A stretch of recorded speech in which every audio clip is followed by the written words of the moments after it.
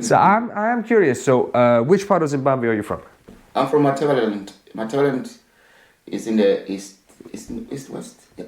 Matava? Matavaland. Tebeleland. It means when Ndebele is. So imagine Ndebele and then Matavaland. Okay. Yeah. Matavaland. I don't know. In our country, the word Ma means it can kind of like including everybody. Like we. Okay. Yeah. Like our Tebeleland or Yeah. something like that. Matavaland, like Scottish, for example. But Matavaland because Ndebele land. So land, I think in our cultures, land means a lot to us. So fair enough. we got Mashona land. Mashona land is the Shona people. So like the two tribes, very powerful ones. Shona and Ndebele. Ndebele. Okay, right. I'm learning already something. Cool. Okay, and that which was the eastern part? So I'm very bad when it comes to east and west and north in Africa, but I'm sure that I'm from the west and east to the south, yeah, west. Because my Thailand is bad. Okay, let me put it very short, quick for people. Yeah. I'm not far from Botswana borders. Okay. Yeah, so everyone knows but Zimbabwe and Botswana were just neighbors. Zambia, Malawi, Mozambique. I literally had basically yesterday, because we were talking yesterday, I had a little like crash course of like, we studied, so in Romania you do learn like world geography and you learn African geography as well, but it's been a while, so I was like, hang on, let me refresh this. I've got a vague idea of what's going on.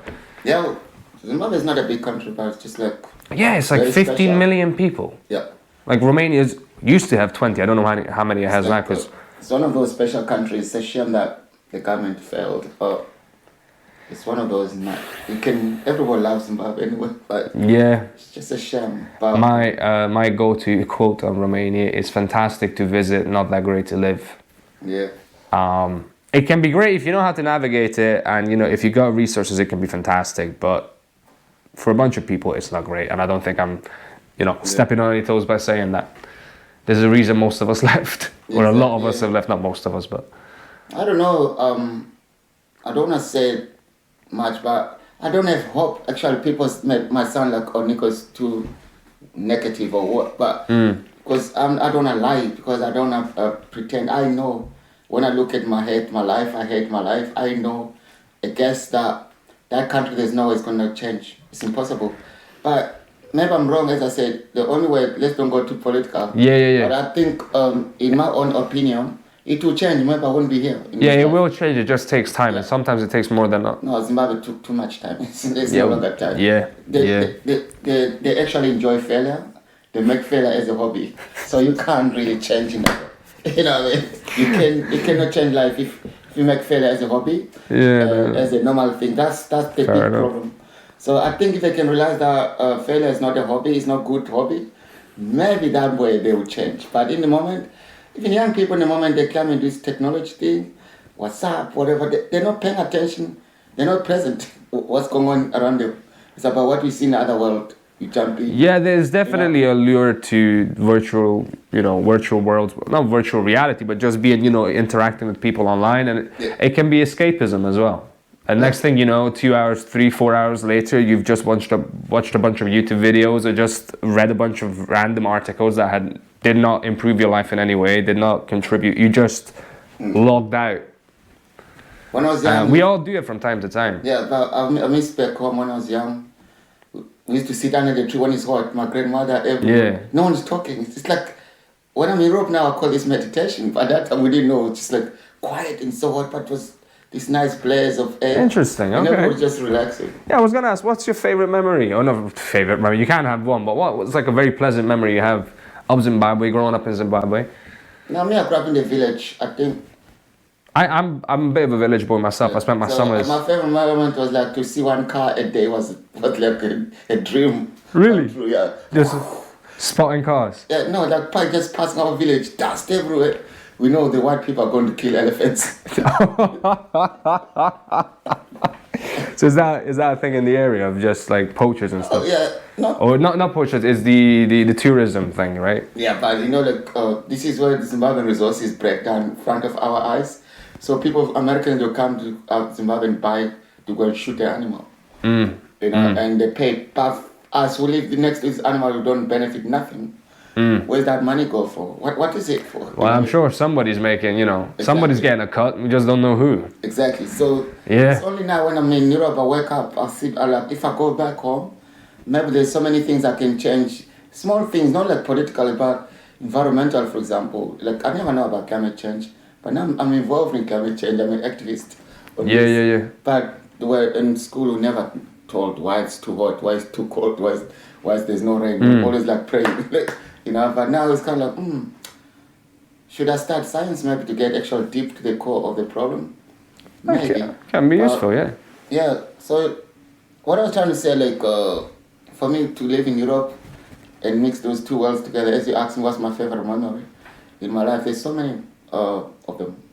Yeah. I think traditionally, life, the way we live back home is quite different than. Yeah, I mean, that goes into the second question of, sort of cultural differences, Yeah. Things that, what did you clash up against, clash with here in the UK or just in Europe, if there was anything at all? Maybe you just walked in and straight away like, yeah, this works for me. I know I've got some things, like coming to the UK that was just new, it was different. First of all, I think the funny one was like when I arrived in London, I met this girl, friend of mine actually, Linda, she's still in London, then meet another English girls. So God, this is like, for me, because I lived in the big cities before. Now it's like, in Africa used to be this, I don't know if it's still the same, just not be caught wrong. So in Africa, it's like a woman cannot buy a drink, you buy all the time. Okay, yeah. So I buy, this girl, I buy a drink, she's like, I buy another one, she's like, no, it's my turn. I'm like, no, I buy a drink, she's like, Nico, you're in Europe now, we work, everywhere they sell and stuff. I'm like, what? You know what I mean? I was like, this is new, like, you know what I mean? Steve, also, it's kind of, it works better for the old wallet, Like you don't have to buy all the drinks. No, yeah, maybe some people think that way, but for me, I'm trying to say, like, our culture was like holding women hostage. Yeah, so they couldn't have freedom, like, to work or express themselves and stuff. That's how the culture changed for me. If you take away a person's income, they immediately become subservient to whoever can provide that income. So that just works. There's similar things that happen in Eastern Europe, Romania as well. It's just the culture worldwide sort of changing that way. So that was like, for me, like working up.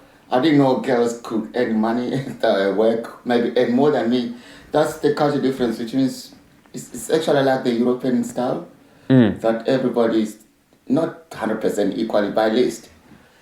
We always complain about racism, but never complain about women's rights. I mean, you could make an argument that some people do, and obviously there's an entire movement. But yeah, it is. No, I was looking at where I'm from. Yeah, I'm talking about my experience with my village and culture stuff.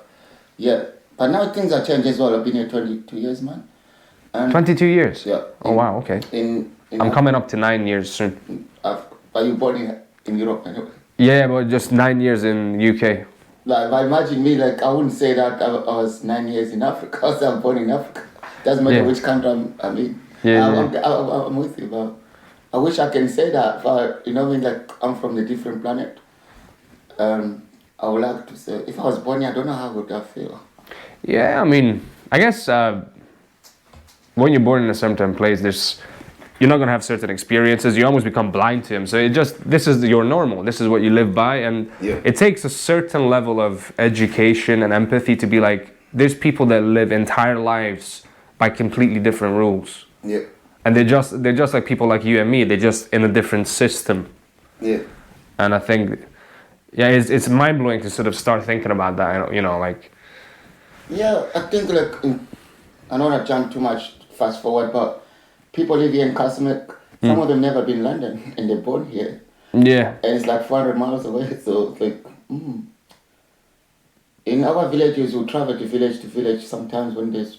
Yeah, we're talking about that yesterday, Yeah, got really different relatives, different villages, can work for 2 days, 3 days. Yeah. And it's always a surprise that time. There was no letter, there was no text message. So if you sit in your aunt turns up with a nice cooking gift, whatever. Yeah. People running there, got some chicken, everything. Oh, it's nice, man. Do you ever get a relative that you're like, oh, here they are again. I don't want them here, but I'm not gonna send them away now.